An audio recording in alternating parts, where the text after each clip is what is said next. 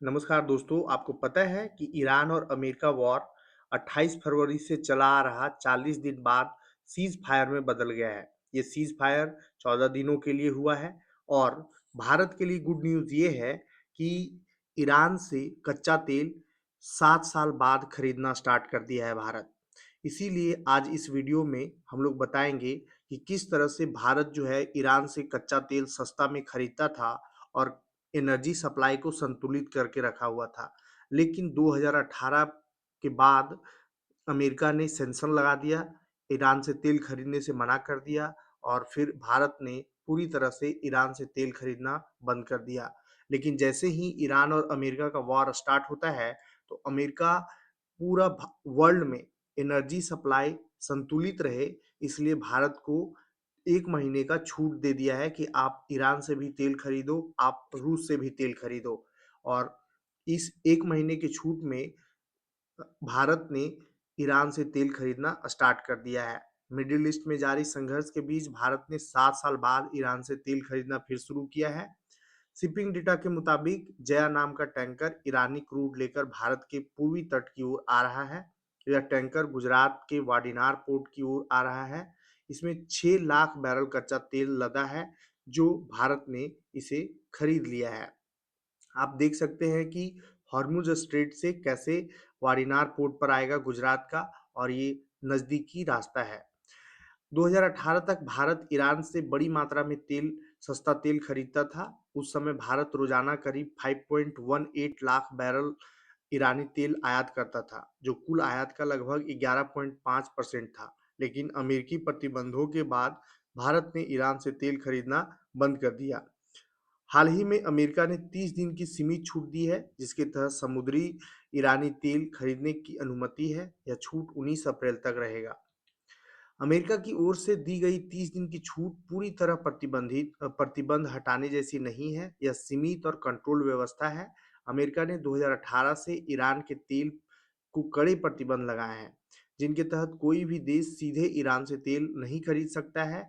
उस पर secondary sanction लग सकता है। अगर कोई देश ईरान से सीधे तेल खरीदता है, तो उस पर अमेरिका द्वारा सैंक्शन लगाया जा सकता है। भारत पर भी यही हाल हुआ और भारत ने ईरान से फिर सस्ता तेल खरीदना बंद कर दिया। यह छूट 2018 में दी गई थी। 2018 में प्रतिबंध लगाया गया था। ऐसी छूट पहले भी दी गई है। 2018 में प्रतिबंधों के बाद भारत को कुछ समय के लिए राहत मिली थी, लेकिन बाद में अमेरिका ने इसे खत्म कर दिया, जिसके बाद भारत को ईरान से तेल आयात पूरी तरह रोकना पड़ा। अभी दी गई छूट 19 अप्रैल तक सीमित है। 19 अप्रैल के बाद देखते हैं कि ये वॉर अगर आगे बढ़ता है, तो फिर छूट भी आगे बढ़ेगा, और अगर वार नहीं बढ़ता है तो फिर अमेरिका की मर्जी से चलना होगा। अमेरिका किस तरह से पूरा दुनिया को कंट्रोल करता है, ये आपको सोचने वाला विषय है कि अगर हम चाह भी लें कि हमें जहाँ सस्ता मिल रहा है उससे खरीदेंगे, लेकिन आप नहीं खरीद पाइएगा, क्योंकि अमेरिका ने सैंक्शन लगा दिया है। भारत ने रूस से भी तेल खरीदना अधिक कर दिया है, क्योंकि रूस के साथ में भी सेम कंडीशन है। रूस से भी अमेरिका ने प्रतिबंध लगा दिया था, लेकिन वॉर जैसे ही स्टार्ट हुआ, ईरान और अमेरिका का वॉर, रूस से छूट मिली है। और रूस से भी भारत ने अभी प्रतिदिन 1.9 मिलियन बैरल खरीद रहा है।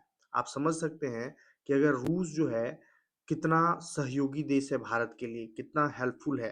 भारत को हमेशा से मदद किया है। और हॉर्मुज स्ट्रेट से आपको पता है कि भारत में 50-60% एलपीजी सप्लाई होता है और एनर्जी सप्लाई होता है, क्रूड ऑयल सप्लाई होता है। और यही ईरान जो है वो हॉर्मुज स्ट्रेट को क्लोज करके रखा हुआ है। अभी भी हॉर्मुज स्ट्रेट में 17 ऐसे जहाज है, भारतीय जहाज, जो सुरक्षित रास्ता का इंतजार कर रहे हैं। लेकिन ईरान ने भारत से दोस्ती निभाते हुए बहुत पहले 25 जहाज थे, वो आठों के आठों जहाज जो है वो भारत सुरक्षित आ चुके हैं, और भी धीरे धीरे वहां से आना स्टार्ट हो गया है। अभी 17 जहाज जो है वो हॉर्मुज स्ट्रेट में फंसे हुए हैं, लेकिन सुरक्षित हैं। ईरान ने जब ईरान और अमेरिका वॉर लड़ रहे थे, तो ईरान ने 44,000 मीट्रिक टन एलपीजी जो है वो भारत को दिया है, जो मैंगलोर पोर्ट पर पहुंच करके खाली हो रहा है। इस तरह से ईरान जो है वॉर के समय में भी भारत का साथ दिया है। और भारत में इसलिए ना एनर्जी सप्लाई में किसी तरह का दिक्कत हुआ और ना ही कोई भी सामान का रेट बढ़ा, क्योंकि भारत का एक अपना विदेश नीति है और भारत जो है वो किसी से बैर नहीं रखता और भारत जो है वो किसी से दुश्मनी नहीं करता। भारत का दोस्त रसिया भी है और ईरान भी है, जिस वजह से दोनों देश जो है इस वॉर के समय में भी भारत का साथ दे रहे हैं। धन्यवाद।